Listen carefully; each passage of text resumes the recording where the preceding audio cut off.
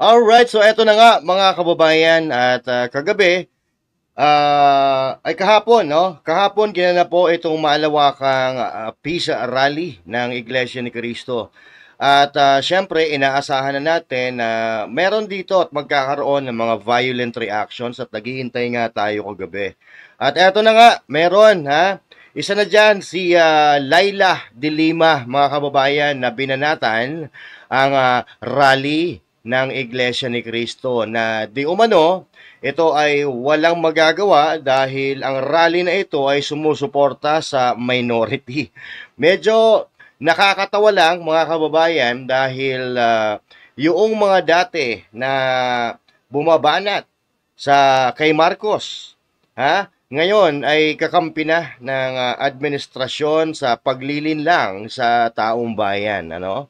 So pag-usapan po natin itong si Laila de Lima na sinasabi nga natin diyan sa ating title ay parang nagtampo sa bigas. Oo.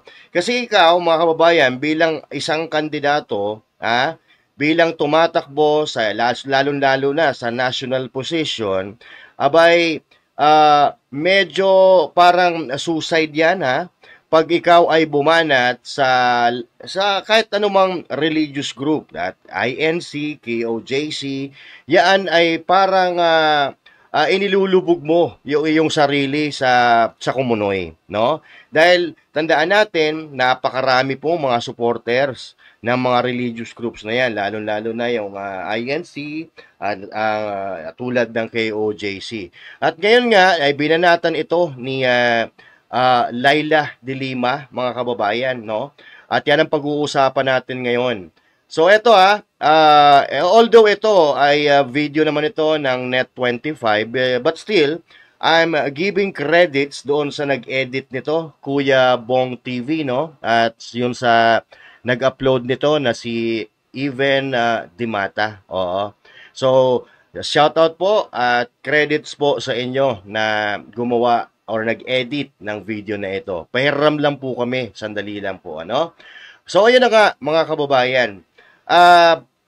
Dito sa Pilipinas, talaga namang matindi po ang labanan sa politika. Oo.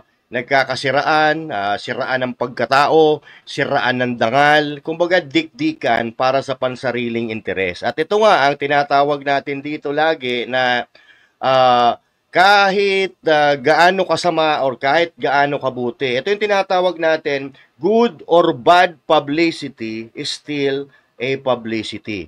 At syempre, itong malawakang rally ng Iglesia ni Cristo na alam naman natin na talagang nagmarka sa history ng Pilipinas. At nandun po tayo kahapon, no? Saksi po tayo diyan sa napakaraming tao at matagumpay na rally at ng Iglesia ni Cristo. Yung po naman ay peace rally, panawagan ng pagkakaisa, panawagan na ayusin ang pagtatrabaho ng mga nasa gobyerno para sa ikauunlad ng ating bayan. Hindi naman yon yung pagpapatalsik. Pero sa tingin natin, ito po ay show of force. Okay? Show of force ng Iglesia ni Cristo, kasama na rin ng mga hindi Iglesia ni Cristo, dahil marami rin tayo na nakita na mga hindi kaanib ng Iglesia ni Cristo doon. At kami rin ay hindi rin kami kaanib ng Iglesia ni Cristo. At meron pa nga na nakikiisa doon ng mga foreigners na nakita natin doon mismo sa Luneta. So, kagabi, mga kababayan, marami po ang naglabas ng pagkadismaya dito sa rally pero wala naman silang magagawa, no? Kung gusto nila mag-rally din sila, no? Kung hindi sila pumapabor dito sa rally ng Iglesia ni Cristo, wala naman tayong pakialam doon. Basta tayo, pagdating sa kapakanan ng sambayanang Pilipino, pagdating sa kinabukasan ng ating inambayan, makikiisa po tayo dyan. Para sa kapayapaan at kapakanan ng ating bansa, tayo po ay makikiisa po dyan. At nandun nga tayo kahapon. Although, nabitin tayo, no? Napakabilis ng mga pangyayari, napakabilis lang noong programa kahapon, but still, naipahatid ng Iglesia ni Cristo kung ano yung layunin ng kanilang isinagawang malawakang rally. At hindi lang po yan sa Luneta. At ito'y kinana po sa buong Pilipinas kahapon na talagang tinatayang milyon-milyon po ang nakiisa dito, mga kababayan. At siyempre, katulad nga ng sinabi ko, hindi may iwasan na magkakaroon talaga ng violent reaction itong mga, lalong-lalo na itong mga politiko na tumatakbo ngayong 2025 midterm election. At isa na nga dyan, itong pambansang saba ng Pilipinas na walang iba kundi si Laila de Lima. Aba, bumanat mga kababayan. At ito, nakikita natin na marami talaga ang nanggigigil sa kanya, lalong-lalo na itong mga miyembro ng Iglesia ni Cristo dahil ikaw ba naman biruin mo na mamaliitin mo ang isang rally na dinaluhan ng milyon-milyong tao. Abay, nawawala ka na sa katinuan pagka ganon. Samantalang yung mga rally na ginagawa ninyo, hindi pa ata umaabot sa 1,000 ang dumadalo. Pero ito na rally ng Iglesia ni Cristo na dinaluhan ng milyon-milyong tao, aba, may kapal na mukha ka pa na laitin. Na di umano, ito daw ay pagsuporta kay BP Sara Duterte, which is totoo naman dahil ayaw nga ng Iglesia ni Cristo ang pagkawatak-watak ng mga leader ng bansa. Dahil pagkawatak-watak or hindi nagkakaisa ang leader ng ating bansa, alam po natin kung ano ang kahahantungan niyan. Walang magagawang matino para sa bayan, kundi ang pagkakawatak-watak at pag-aaway-away, pagkokontrahan, yun ang pagpofokusan ng mga politiko na yan. At nakikita naman natin yan na pinagkakaisahan talaga nila si BP Sara Duterte at wala silang pakialam kahit bilyon-bilyon o trilyon-trilyon na pondo ang nilulustay ng mga taong nasa gobyerno, and yet ang pinag-iinitan nila yung isang departamento lang na ginamit sa maayos na pamamaraan yung budget na ibinigay sa kanya sa Department of Education at Office of the Vice President. At kaya nga nabuo ang rally na ito dahil ayaw ng Iglesia ni Cristo ng pagkakawatak-watak. Okay? Ang gusto ay unity, pagkakaisa para sa ikakaunlad ng ating inang bayan. And yet, mayroong katulad ni De Lima na kinokondena or minamaliit itong rally ng Iglesia ni Cristo, mga kababayan. At ito po ang kanyang sinasabi na talaga namang ikakainit ng dugo ng mga Pilipino na para sa kapayapaan at pagkakaisa. Lalo-lalo na, syempre, yung Iglesia ni Cristo dahil sila po ang may inisyatibo na malawakang rally na ito. So ito, panoorin po natin. Rally supporting a minority position. Wait lang, ulitin mo natin This INC rally supporting a minority position. And no matter how massive the crowd would be, it's still a minority. A minority position is a minority. So yon, mga kababayan, a minority position is a minority. Okay? So tandaan po natin na hindi po yan ang pagiging malakas ng isang tao ay hindi po yan sa pamamagitan ng pagsuporta ng mga politiko, Kung ikaw, lahat ng politiko sumusuporta sa iyo, kasi ang ibig sabihin ni Laila de Lima doon sa pagiging minority, of course, totoo naman yon. Totoo naman yon na ang buong puwersa ng gobyerno ay kumakampi sa administrasyon, lalong-lalo na dyan kay Speaker Martin Romualdez dahil nasa kanya yung pera ng Pilipinas, So, doon sa kanila sumusuporta. So, totoo naman yung sinasabi ni De Lima na nasa minority talaga sumusuporta itong Iglesia ni Cristo. But it doesn't necessarily mean na sumusuporta ang Iglesia ni Cristo sa minority ay minority na sila. Because as you can see, mga kababayan, masasabi mo bang minority ang isang inisyatibo na dinaluhan ng milyon-milyon tao? Tandaan po natin, mga kababayan, na ang puwersa ng Pilipinas ay nasa mga botante at nasa mamamayang Pilipino. Dahil ang mamamayang Pilipino, yaan ang nagluluklok ng mga politiko sa pwesto at tanging ang mamamayang Pilipino ang makapag-aalis sa kanila diyan sa kanilang kinauupuang pwesto. Tandaan po natin yan, mga kababayan. Marahil si BP Sara ay nasa minority dahil pinagtutulungan nga siya. Pinagtutulungan siya ng puwersa ng gobyerno. Pero hindi ibig sabihin na mali na ang sinusuportahan natin. Dahil nakikita naman natin kung ano ang nangyayari sa bansang Pilipinas. Nililimas nila ang kwarta at kaba ng bayan. Pero ang tinatarget nila ay yung nagtatrabaho lang ng maayos para sa ikabubuti ng ating bayan na walang iba kundi si BP Sara Duterte. And do you think the Iglesia ni Cristo will support BP Sara Duterte kung si BP Sara Duterte ay may ginagawang katarantaduhan sa bansang Pilipinas? I don't think so.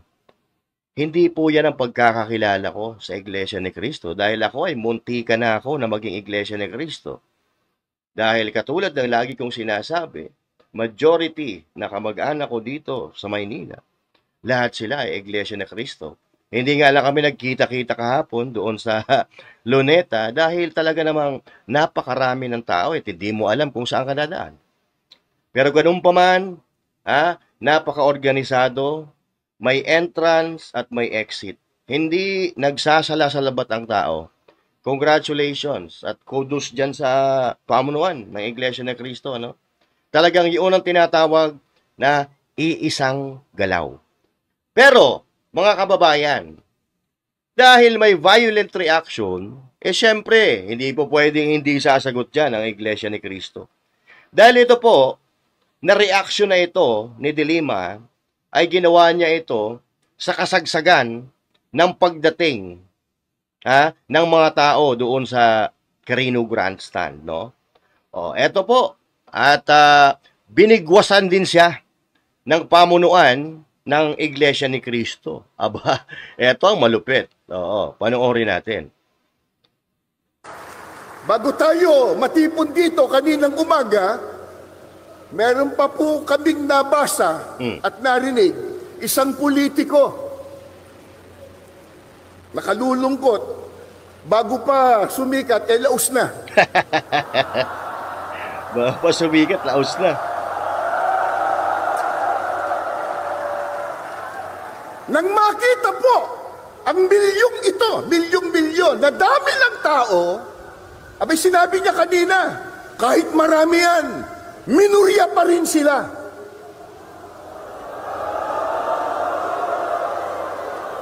Sino ba nagsabi sa kanya na tayo ang mayorya? Pero, sa dami natin ngayon, at sa lakas ng tinig ng mga mamamayang Pilipino, parang tayo lang ang nasa mayorya. Yes. Yan po ang sinasabi natin. Yan po ang sinasabi natin, mga kababayan. Hindi porket hawak mo ang kapangyarihan sa gobyerno, masasabi natin, masasabi natin na sa pamunuan ng gobyerno, majority kayo. Pero ang pinaka-importante, kung saan sumusuporta ang majority ng sambayan ng Pilipino.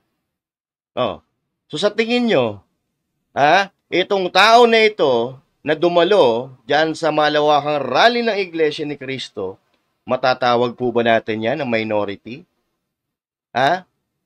Patikim pa lang po ito. Patikim pa lang po ito at hindi, sa tingin ko, hindi pa po lahat ng Iglesia ni Cristo ay dumalo dyan. Hindi pa po yan lahat. Ito ay pagpapakita ng Iglesia ni Cristo na pag hindi kayo tumino, alam nyo na kung saan kayo pupulutin. Diba? Kasama na nitoong mga politiko, mga aspiring candidates na gusto maging senador katulad ni Leila de Lima, na parang nagtampo sa bigas? Hindi ho ba? Alright, so ituloy po natin, mga kababayan. This INC rally supporting a minority position. And no matter how massive the crowds would be, it's still a minority. A minority position is a minority. Bago tayo matipon dito kaninang umaga, meron pa po kaming nabasa at narinig isang politiko. Nakalulungkot, bago pa sumikat, laos na.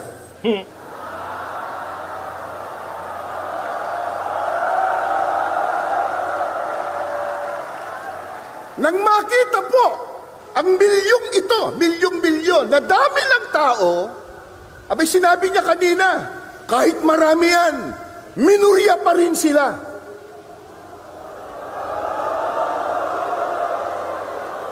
Sino ba nagsabi sa kanya na tayo ang mayorya?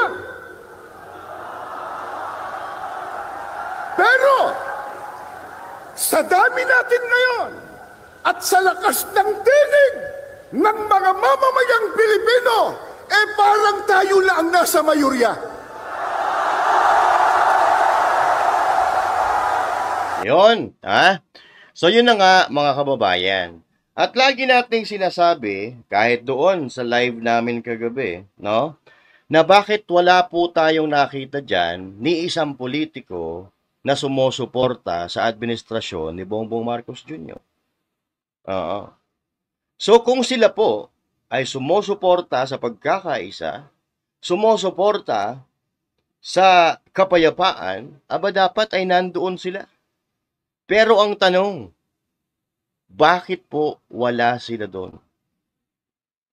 Dahil ito ang patunay na yung ginamit nilang unity team sa pagtakbo sa politika ay panlilin lang lamang sa taong bayan para makuha nila ang inaasam-asam nilang tagumpay at boto para maluklok sa kanilang mga pwesto ngayon. Yun po ang katotohanan, malungkot na katotohanan ng mga kababayan. At mula noon pa man, ito ang tinatawag natin na pambubudol, mga kababayan.